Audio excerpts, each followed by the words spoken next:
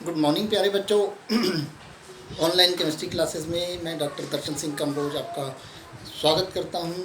और आज की क्लास में आप सब पढ़ने जा रहे हैं इलेक्ट्रोकेमिस्ट्री का कुछ बचा हुआ पार्ट, कुछ बचे हुए टॉपिक्स जो हमारे रह गए थे उसको मैं आज कवर करने जा रहा हूं। तो आज हम पढ़ेंगे बेटा एक पोलराइजेशन। मैंने पिछले वीडियोस में आपको कहा था कि मैं आगे पोलराइजेशन आपको क्लियरली समझाऊंगा। पोलराइजेशन, उसके अलावा हम पढ़ेंगे डिकम्पोजिशन पोटेंशियल, उसके अलावा हम पढ़ेंगे डिकम्पोजिशन पोटेंशियल के बाद हम पढ़ने जा रहे हैं over potential and hydrogen over voltage. Over potential and hydrogen over voltage, तो ये सब आज हम बात करते हैं। सबसे पहले मैं बात करूंगा क्या, पोलराइजेशन। ठीक है, पोलराइजेशन, पोलराइजेशन तो क्या चीज़ है पोलराइजेशन? इसको थोड़ा सा समझने से पहले हम इलेक्ट्रोलिसिस को समझ लेते हैं। इलेक्ट्रोलिसिस हम जानते ही हैं क्या होती है इलेक्ट्रोलिसिस, कि जब हम कोई दो इलेक्ट्रोड्स किसी इलेक्ट्रोलाइट के एक्वस सॉल्यूशन से डिप कर देते हैं और उसमें इलेक्ट्रिक करंट पास करते हैं। ठीक है, इलेक्ट्रिक करंट पास करते हैं तो इसमें जो सॉल्ट होते हैं उनका डिकम्पोजिशन होता है। कैटायन कैथोड की तरफ और एनायन एनोड की तरफ माइग्रेट करते हैं और वहाँ जाके रिएक्ट करते हैं। ठीक है, रिएक्ट करके कुछ प्रोडक्ट्स बनाते हैं। This process, this whole phenomena means breaking down of electrolyte due to the passage of electric current through this electrolyte solution is known as electrolysis. अब इलेक्ट्रोलिसिस में होता क्या है कि आपने कुछ करंट यहाँ पे पास किया, मतलब इसका पोटेंशियल, इस सेल का जो एक्सटर्नल है, एक्सटर्नली यूज किया, इस सेल का पोटेंशियल कितना है, ई है। ठीक है, और मान लेते हैं सॉल्यूशन का रेजिस्टेंस कितना है, आर है। ठीक है, ई है और ये आर है, तो करंट आई इक्वल टू क्या होना चाहिए, ई अपॉन आर होना चाहिए कि नहीं होना चाहिए?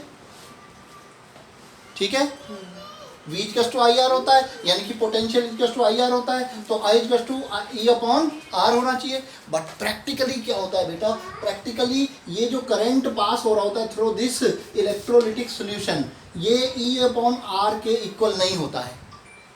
E अपॉन आर के इक्वल नहीं होता है, इससे कुछ कम होता है। अब क्यों कम होता है इसको थोड़ा सा समझते हैं। क्यों कम होता है, करंट कम क्यों हो जाता है? करंट मतलब कोई रोकने वाली चीज़ की, करंट को कोई रोकने वाली चीज़ यहाँ पे अवेलेबल है। होता क्या है कि इलेक्ट्रोलिसिस में जो इलेक्ट्रोलिसिस हो रही होती है, तो इलेक्ट्रोलिसिस में जो सॉल्ट है, मान लीजिए ए कैटायन है और बी एनायन है। ए कैटायन रिएक्ट करके यहाँ पे डिपॉजिट हो रहा है और बी यहाँ जा रहा है, तो जैसे ये यहाँ पहुँच जाएगा, यहाँ पे डिपॉजिट हो जाएगा। ठीक है, तो वैसे ही जब ये यहाँ पहुँच जाएगा तो ये इस यहाँ जाके प्रोडक्ट बना देगा, ये यहाँ जाके प्रोडक्ट बना देगा। वो प्रोडक्ट क्या करने लग जाएंगे, इस इलेक्ट्रोलिटिक सेल को वोल्टेइक सेल में बदलने लगेंगे। वोल्टेइक सेल में बदल जाएगा, वोल्टेइक सेल में बदल जाएगा, मतलब ये सेल खुद भी करंट प्रोड्यूस करने लग जाएगा। खुद कैसे करंट प्रोड्यूस करने लग जाएगा? मान लीजिए आप यहाँ Na+ लेते हैं, Na+ मान लेते हैं, Na+ लिया और वो कैथोड पे जाएगा और ये इलेक्ट्रॉन गेन करेगा, क्या बना देगा, सोडियम मेटल। ठीक है, सोडियम मेटल बना देगा। अब सोडियम मेटल जैसे यहाँ जाएगा तो सोडियम मेटल के पास टेंडेंसी होती है कि वो सोल्यूशन में जाके इलेक्ट्रॉन लूज कर दे, यानी कि इसका उल्टा भी करे, क्योंकि सोडियम इज रिएक्टिव, वो इलेक्ट्रॉन लूज करने की टेंडेंसी कर रखता है। ठीक है, तो जैसे ही सोडियम बनेगा, यानी कि जो प्रोडक्ट बना इलेक्ट्रोलिसिस का, प्रोडक्ट के बनने की वजह से यहाँ पे कुछ इसमें टेंडेंसी आ जाएगी किसकी तरह काम करने की, वोल्टेइक सेल की तरह काम करने की। मतलब जो हो रहा था उसके अपोजिट भी कुछ होने लग जाएगा, और उसके अपोजिट कुछ जो होगा उसकी वजह से कुछ वोल्टेज जनरेट होगी, जिसको आप कहते हैं बैक EMF, बैक EMF। और ये बैक EMF जो होता है बेटा, ये बैक EMF इस सेल के EMF के अपोज करता है, उसको रोकने की कोशिश करता है। तो उतना back EMF, let we call it E, small e। Back EMF को हम क्या कह रहे हैं, स्मॉल e। ठीक है, तो स्मॉल e, यहाँ I इक्वल टू अब क्या आएगा, E - E अपॉन R, ये बैक करंट या बैक EMF कहलाएगा। ठीक है, ये जो होगा बैक करंट या बैक EMF कहलाएगा। ये बैक EMF यहाँ से माइनस कर देंगे तो एक्चुअल करंट जो सेल के अंदर फ्लो हो रहा होगा I equal to E - E upon R के इक्वल होगा, E - E अपॉन R के इक्वल होगा। This production of back current due to the products of electrolysis, production of back current या back EMF due to the products of electrolysis is known as polarisation. Polarisation क्या है? Back EMF का production किसकी वजह से? Electrolytic lysis के products की वजह से जो बैक करंट पैदा हो जाता है उसको पोलराइजेशन ऑफ द सेल कहते हैं। और जितना ज़्यादा सेल में पोलराइजेशन होता जाएगा, जितना ज़्यादा सेल में पोलराइजेशन होता जाएगा, सेल में से फ्लो होने वाला करंट उतना कम होता जाएगा, यानी कि इसकी वैल्यू बढ़ती जाएगी तो ये कम होता जाएगा। अब कभी तो एक कंडीशन आएगी when E equals to E हो जाएगा, E इक्वल्स टू E हो जाएगा, मतलब जो एक्सटर्नल पोटेंशियल था और जो बैक करंट, क्योंकि धीरे धीरे प्रोडक्ट ज़्यादा बनते जाएंगे, प्रोडक्ट ज़्यादा बनते जाएंगे तो बैक ईएमएफ बढ़ता जाएगा, बैक ईएमएफ बढ़ता जाएगा तो एक टाइम पे आएगा कि एक्सटर्नल और ये दोनों इक्वल हो जाएंगे। At that time I flow, current flow stop हो जाएगा, flow of current will stop, यानी इलेक्ट्रोलिसिस अब नहीं हो पाएगी आपकी, स्टॉप हो जाएगी। Due to what? पोलराइजेशन। जितना पोलराइजेशन बढ़ता जाएगा तो जितना करंट हम बाहर से जोर लगा रहे हैं उतना ही ये सेल अंदर से भी जोर लगा रहा है, due to products formation of the electrolysis, तो उतना ही अंदर से जोर लगाता जा रहा है, तो ये रुक जाएगा इलेक्ट्रोलिसिस का पूरा प्रोसेस। ठीक है, तो दिस इज कॉल्ड पोलराइजेशन। अब एक पोलराइजेशन और होता है जिसको कंसंट्रेशन पोलराइजेशन कहते हैं। जिसको क्या कहते हैं? Concentration polarisation. कंसंट्रेशन पोलराइजेशन क्या है कि धीरे धीरे जैसे ये प्रोडक्ट बनते जाते हैं यहाँ कंसंट्रेशन भी कम होती जाती है, कंसंट्रेशन भी कम होती जाती है। तो कंसंट्रेशन कम होती जाएगी तो इसकी कंडक्टिविटी कम होती जाएगी, क्योंकि आयंस कम होंगे तो कंडक्टिविटी कम होगी, तो इससे भी पोटेंशियल कम होता जाता है सेल का, क्योंकि रेजिस्टेंस बढ़ता जाएगा, रेजिस्टेंस बढ़ता जाएगा तो फिर करंट कम होता जाएगा। यानी कि कंसंट्रेशन, इलेक्ट्रोड्स के अराउंड कंसंट्रेशन कम होने की वजह से, किसके? आयंस की कम होने की वजह से भी जो फ्लो ऑफ करंट है, वोल्टेज है, वो कम होता जाता है, जिसको आप क्या कहते हैं? Concentration polarization. तो एक तो प्रोडक्ट पोलराइजेशन है, प्रोडक्ट फॉर्मेशन की वजह से होता है, और दूसरा पोलराइजेशन किसकी वजह से होता है? आयंस की कंसंट्रेशन के कम होने की वजह से पोलराइजेशन होता है। और पोलराइजेशन जितना ज़्यादा होगा, सेल पोलराइज होता जाएगा, या कोई भी आपका इलेक्ट्रोलिटिक सेल पोलराइज होता जाएगा तो उसमें फ्लो ऑफ करंट कम होता जाएगा। ठीक है, फ्लो ऑफ करंट क्या होता जाएगा? कम होता जाएगा।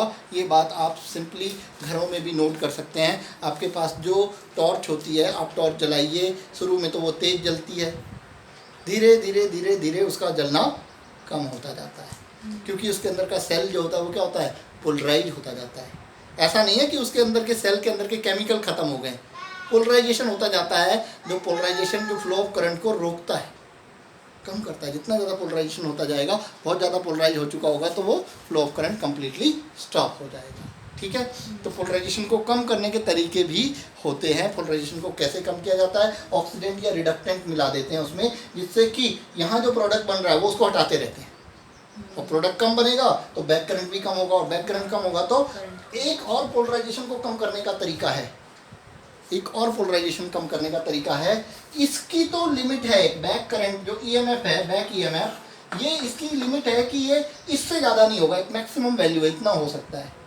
ठीक है, यानी कि ये मैक्स, मान लीजिए किसी कोई सेल है, उसका जो बैक करंट है वो 1.2 हो सकता है, मैक्सिमम 1.2 वोल्ट हो सकता है मैक्सिमम। ठीक है, तो अगर हम यहाँ पे एक्सटर्नल पोटेंशियल 1.5 वोल्ट लगा दें तो क्या ये बैक करंट कभी इसके इक्वल हो पाएगा?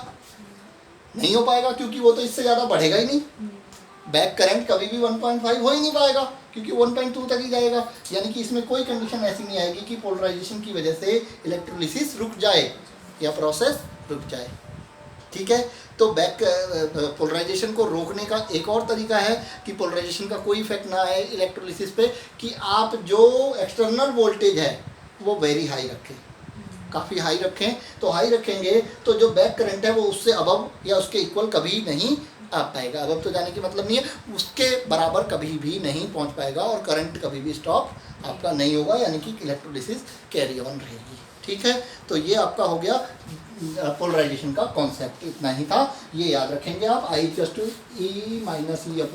E/R। ठीक है, तो यहाँ ये E जो है, स्मॉल e, ये बैक ईएमएफ है। ठीक है, अब आगे बात करें हम एक और, decomposition potential. Decomposition potential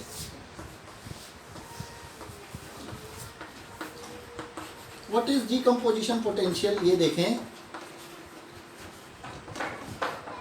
decomposition potential is the minimum amount of या मिनिमम पोटेंशियल, ये कि वो मिनिमम वैल्यू जो जिस पे इलेक्ट्रोलिसिस स्टार्ट हो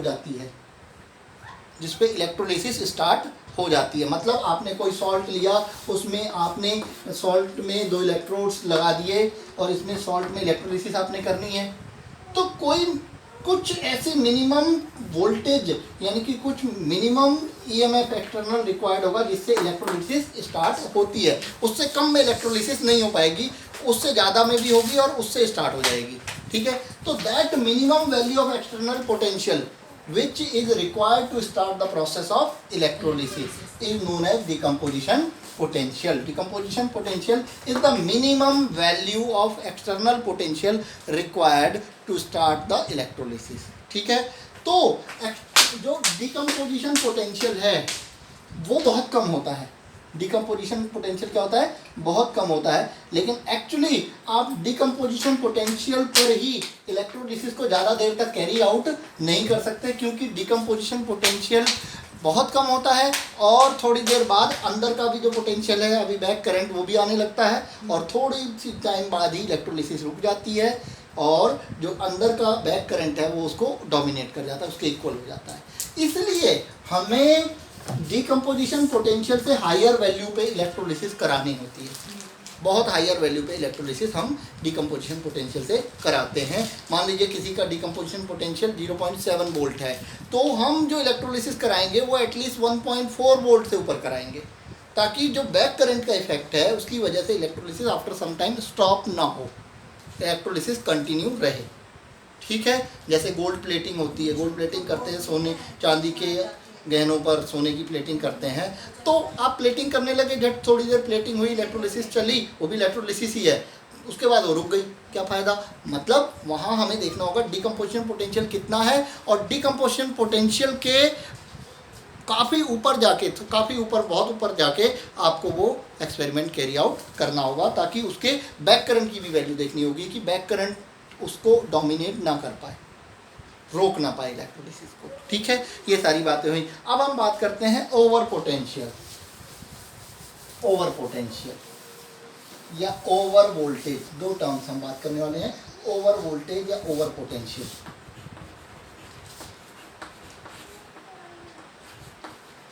ओवर वोल्टेज का कॉन्सेप्ट भी काफ़ी इंटरेस्टिंग है, या ओवर पोटेंशियल भी कहते हैं इसको। This is only for the production of gases, जब किसी इलेक्ट्रोड पे गैस बन रही हो, गैस प्रोड्यूस हो रही है। फॉर एग्जांपल हम इलेक्ट्रोलिसिस किसी एसिड के सॉल्यूशन पे इलेक्ट्रोलिसिस कर रहे हो, एसिड के सॉल्यूशन की इलेक्ट्रोलिसिस, तो एसिड में क्या होगा, H+, तो H+, 2H++2 electrons, this will give H2 gas at what, ये कैटायन है तो ये कहाँ जाके करेगा, कैथोड पे रिएक्ट, ठीक है।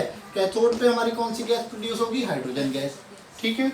ऐसे ही कहीं हमारे पास सॉल्यूशन में क्लोरीन आयन है, ठीक है, 2Cl- will give Cl2+2 electrons, ये एनायन है तो ये कहाँ जाके रिएक्ट करेगा, एनोड पे रिएक्ट करेगा, ठीक है, ये एनोड पे रिएक्ट करेगा, तो ये भी गैस है। जब कोई गैस किसी इलेक्ट्रोड पे प्रोड्यूस हो रही हो, तो उस केस में एक गड़बड़ क्या होती है वो मैं बात करता हूँ। क्या गड़बड़ होती है कि ये गैस, पहले तो ये क्या होगा, कोई इलेक्ट्रोड है, अब मैं यहाँ पे थोड़ा जस्टिफाई करूँ, ये कोई इलेक्ट्रोड है, ठीक है।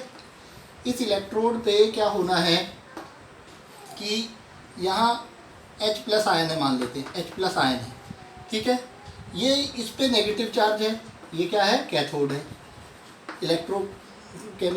इलेक्ट्रोलिटिक सेल में कैथोड नेगेटिव होता है, ठीक है, और इलेक्ट्रोकेमिकल सेल जो होता है, इलेक्ट्रोलिटिक सेल में कैथोड नेगेटिव होता है, और जो इलेक्ट्रोकेमिकल सेल होता है उसमें कैथोड पॉजिटिव होता है। जो करंट देने वाला सेल होता है वो उसमें पॉजिटिव होता है, और जो करंट लेने वाला सेल है उसमें नेगेटिव होता है, ठीक है, इलेक्ट्रोलिटिक सेल। तो अब ये पहले यहाँ आएगा, अट्रैक्ट होगा इसकी तरफ, यहाँ आएगा, यहाँ आके इसको इलेक्ट्रॉन गेन करके हाइड्रोजन गैस बनानी है। तो ये जो यहाँ पे करंट पास करने के लिए जो आप मेटल यूज़ कर रहे हैं, ये मेटल जो है, ये मेटल, इस मेटल के साथ ये पहले रिएक्ट भी तो कर सकता है, यहाँ पे आके इस मेटल के साथ क्या कर सकता है, रिएक्ट भी कर सकता है, ठीक है, और रिएक्ट करेगा या चिपक जाएगा, और चिपक जाए और बड़ी मुश्किल से माने कि इलेक्ट्रॉन लेके मैं हाइड्रोजन गैस बनाता हूँ। ठीक है, हम तो सीधे मान लेते हैं कि ये आया, इसने इलेक्ट्रॉन लिया और गैस बन गया, लेकिन प्रैक्टिकली ऐसा होता कहाँ है। प्रैक्टिकली कई सारी कंडीशंस हो जाती है, वो वहाँ जाता है, अलग मेटल ले, प्लेटिनम ले तो अलग बात होती है, गोल्ड ले लें तो अलग बात होती है, एजी ले का यहाँ पे सिल्वर का ले लें तो अलग बात होगी, कॉपर का ले लें तो अलग बात होगी।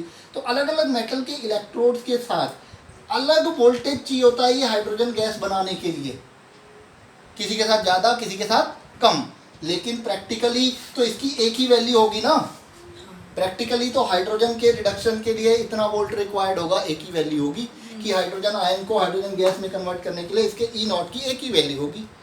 ठीक है, तो प्रैक्टिकली जो गैस बनानी है हाइड्रोजन गैस बनाने के लिए इलेक्ट्रोलिसिस के थ्रू, प्रैक्टिकली इसका ई नॉट किस पे डिपेंड करेगा, मेटल टू मेटल डिपेंड करेगा। एक मेटल के लिए कुछ और होगा, दूसरे मेटल के लिए कुछ और होगा, क्योंकि इसकी यहाँ पे जाके जो खुरापात करनी है इसने, वो हर मेटल के साथ अलग अलग खुरापात होगी, इसकी कार्यक्रम होगा, किसी के साथ ज़्यादा करेगा किसी के साथ कम करेगा।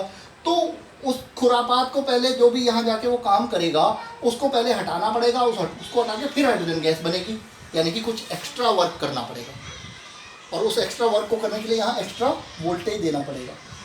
ठीक है, यानी कि एक्सपेरिमेंटली गैस इवॉल्व होने के लिए वोल्टेज अलग चाहिए होता है, और थियोरेटिकली जो हम कहते हैं वो वोल्टेज अलग होता है, और जितना डिफरेंस होता है उसको क्या कहते हैं, ओवर वोल्टेज कहते हैं।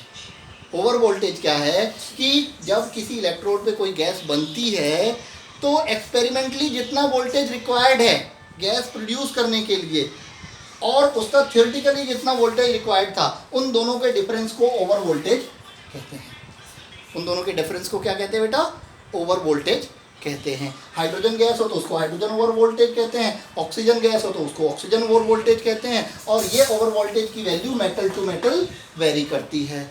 किसी मेटल के लिए अगर हाइड्रोजन ओवर वोल्टेज ज़्यादा है तो ऑक्सीजन ओवर वोल्टेज कम होगा।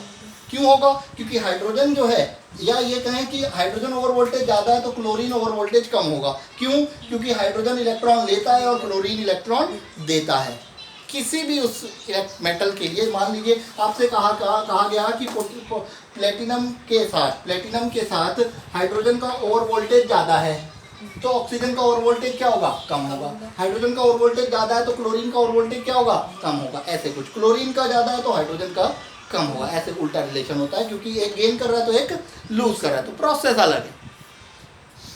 फॉलो किया बात को, ये ओवर वोल्टेज है, hydrogen over voltage, oxygen over voltage. Difference किसमें, प्रैक्टिकली गैस इवॉल्व कराने के लिए जितना वोल्टेज चाहिए उसमें, और थ्योरेटिकली जितना चाहिए था, उन दोनों में वैल्यूज में जो डिफरेंस है उसको आप क्या कहते हैं, ओवर वोल्टेज कहते हैं। एक्चुअली प्रैक्टिकली ज़्यादा चाहिए होता है, क्योंकि वो सीधे सीधे आके यहाँ हाइड्रोजन गैस नहीं बना देता है, उसको और बहुत सारे काम करने होते हैं।